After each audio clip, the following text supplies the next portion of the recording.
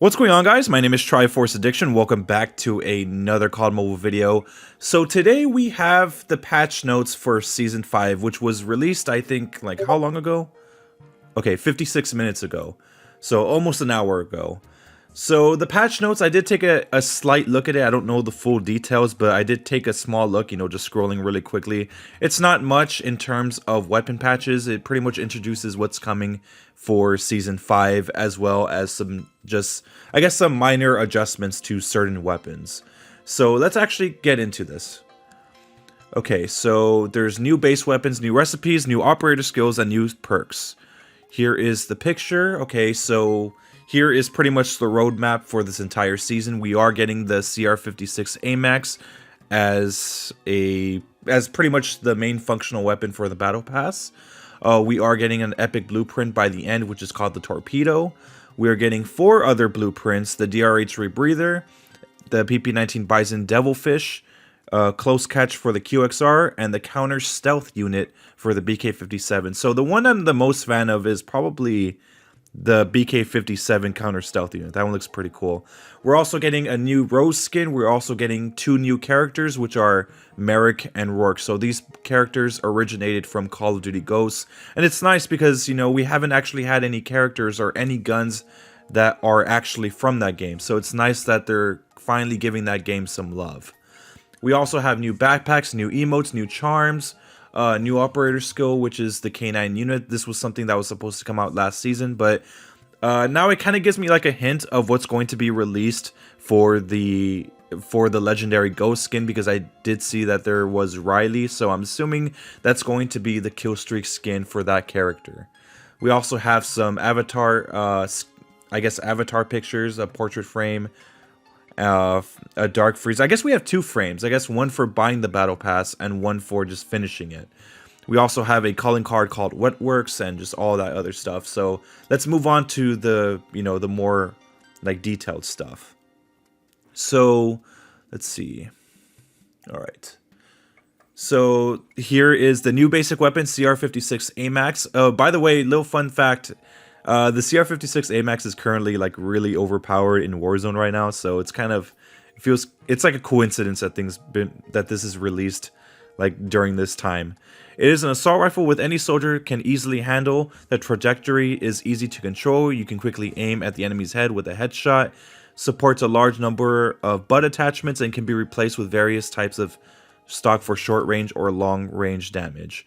There is also semi-auto magazine attachment that converts it into a designated marksman rifle. So this is going to be a, all-around type of assault rifle. It could be used as a marksman, or it could be used as an SMG or just a base assault rifle if you wanted to.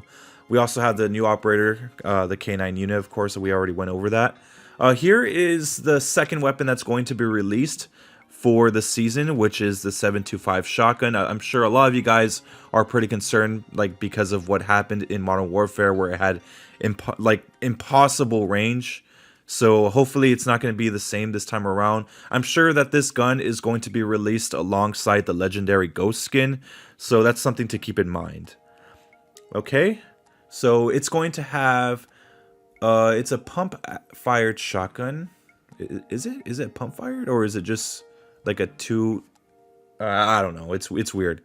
So it's a defensive weapon with excellent short range damage and high mobility. Okay, I mean that's pretty much every shotgun. New perk, Gung Ho performs an aimed fire, grenade throw, and reload while running. So that might be useful for some people. For me, I don't really care about Gung Ho unless I'm using a shotgun. So let's see.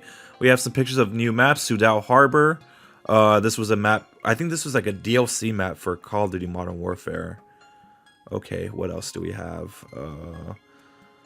We also have a new map called Docks. I think this was the 1v1 gunfight. Yeah, this is the 1v1 gunfight map that I heard about. And now here is probably the best one, in my opinion, is the Anaya Insurgent. This was a map for Call of Duty Modern Warfare. Surprise, surprise. And this was like a more smaller version of Anaya Palace, because this map is way more extensive than it seems. And it was meant for like 20 versus 20. But I'm assuming this is going to be meant only for 10v10. So that's pretty cool. Okay. Ground mission, which is this. It's experience the exciting gameplay of 10v10 battles on a huge map. I mean, we kind of already had that already. Okay, we also have a new mode. This one's actually pretty interesting to me. Hardcore kill confirmed. Achieving a kill or confirmed kill. Obtaining a dog tag grants timed runaway status. What is this, like cranked or something? If you fail to accumulate kills or confirm kills over, yeah, it's cranked. It's hardcore cranked. Actually, that's going to be pretty insane. The maps it's going to be available on is Crash, Standoff, and Firing Range. Okay. Battle Royale, a new event will start soon. Through this event, you can acquire a new Battle Royale class, Regression. I think that's the one that lets you rewind or whatever. So here is the juicy stuff, you know, the weapon optimizations. So we have like some significant QXR and PP19 and some minor changes to the ASM10 as well, and one change to the Locust. So let's get into this real quick. So the first thing that they changed was when the PP19 is equipped without attachments, the damage range is reduced. Okay, I think that's a good thing. Reduced damage range when equipped with the PP19 with monolithic suppressor or OWC designated marksman rifle. So yeah, it's pretty much an overall like damage range nerf, which is nice. It kind of needed that. So hopefully it could finally be a 5 to 6 shot in longer ranges. The damage is reduced when QXR is equipped without attachments. I mean, isn't that always the case? So I'm assuming this is like an overall damage nerf. The chest damage factor increases when the QXR is equipped without attachments. Okay, that's kind of weird.